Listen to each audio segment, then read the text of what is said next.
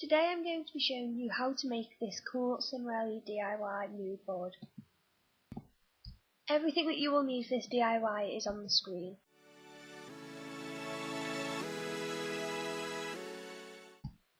First you want to start by mixing your paints. Now I went for a small amount of dark pink and a lot of light white.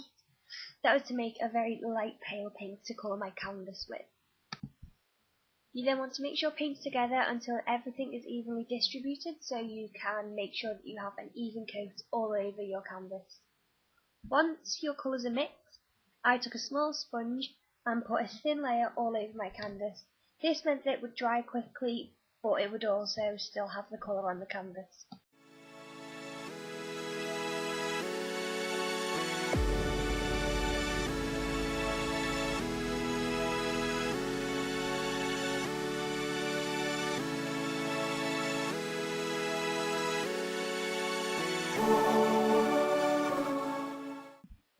Once you set your canvas to the side, you then want to take your buttons, super glue and drawing pins. These are to create the push pins that we will use on our mood board, just to keep pictures, anything else that you want to put on it in place.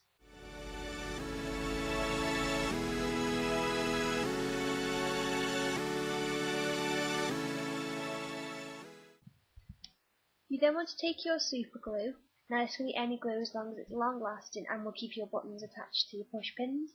Then add a small amount of super glue onto the back of your push pin and then stick one of your buttons to the back. The best way to let these dry is upside down, so the button is on the bottom on the paper and the push pin is pointing up.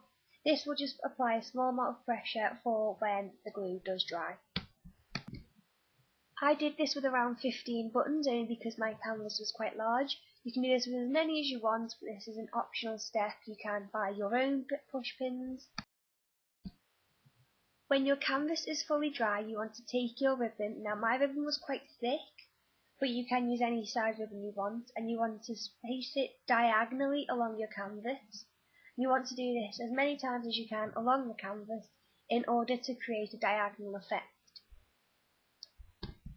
You also want to make sure that you do leave a bit of space along each side of your ribbon, just so you can staple it to the canvas so it will stay in place. I then decided that my ribbon was too thick, so I decided to cut each piece in half so I only had a small amount of ribbon. This can be a little bit tricky as it does mean that the ribbon will fray.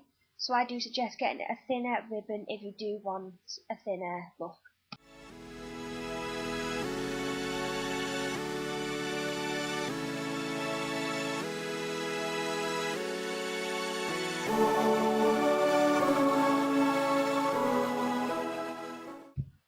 Then to attach your ribbon, you want to get your first piece and set it in a diagonal angle in the top corner of your canvas. You want to make sure that it's the right way and then get your stapler. You need to make sure that the stapler opens out like my one does, as it will be very tricky if it doesn't. You then want to make sure it's in the right place, as once it's been stapled you won't be able to go back and do it again. So you want to make sure each hand, one finger and one thumb is on either side of your ribbon so it won't move.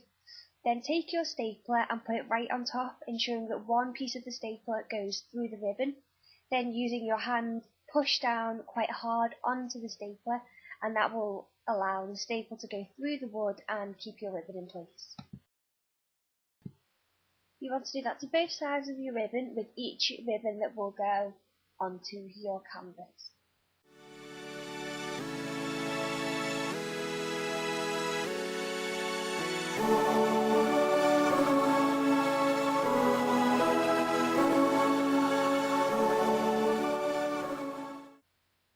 Then, to keep the ribbon at the back of your canvas secure, you want to cut the long piece of ribbon, but make sure there is still enough space so that you can staple that piece to the back of the canvas.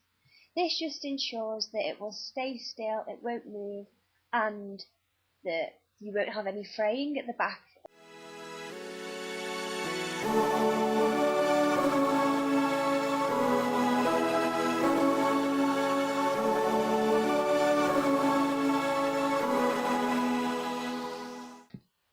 You then want to take your ribbon and do the exact same steps going in the opposite direction to make a crisscross effect. Once you have your ribbon all sorted, you then want to take your dry pins and place them in the cross sections of your ribbon. Then turn over your canvas and use a pair of scissors or any blunt item you can find to push over the pin at the back. This keeps it in place, prevents any incidents, and is also a way to stop the pin falling out.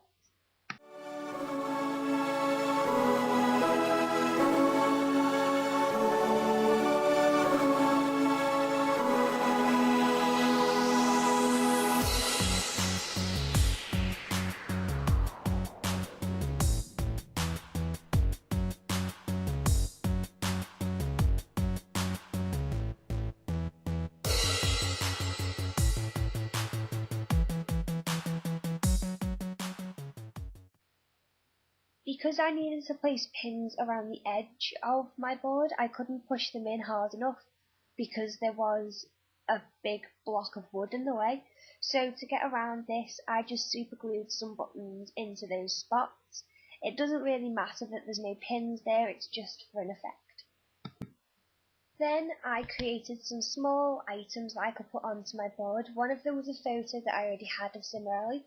Then some other ideas could be writing all of the girls' names on a piece of paper, like I am doing here.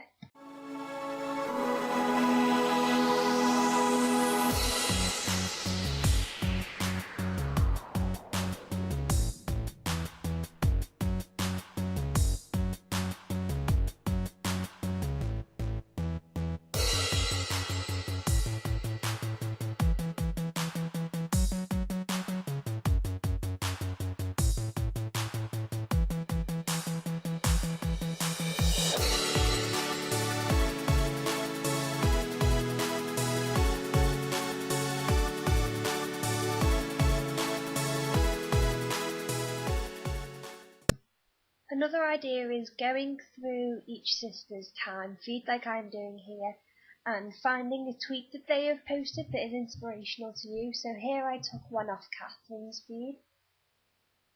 As you can see, I'm going through each of her tweets to see what one meant the most to me.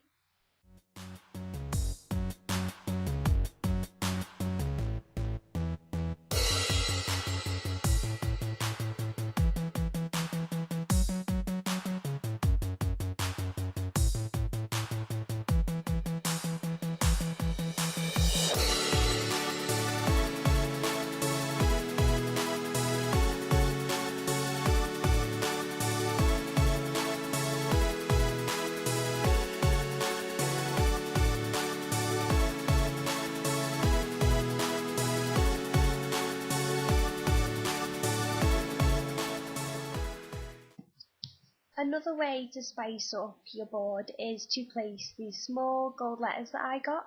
These were really cheap and they fit perfectly onto the ribbon. Just place them along the ribbon in the different directions. One I have says Cimorelli and another says Renegade. This just makes it stand out a bit with the different things on your canvas. Then you want to take anything you've created. You can either pin these in or put them in between the little slots that we've created. So as you can see, I'm sticking the word Cimorelli in with pins, but then I go ahead and place the Catherine quote in between each of the lines. You can still put pins in, it just depends how steady you feel they should be. So just mess around with it, see how it looks. I mean, you can always change it later, and then you are done. If you would like to win this canvas that I made in the video along with a load of other pictures and quotes to put on the canvas, then comment below some cool DIYs that you would like to see me create in the future. These can be any DIYs you'd want to see me make Cimorelli style or anything like that. Also make sure to give this video a big thumbs up and subscribe, and leave your Twitter in the comments as well. Good luck!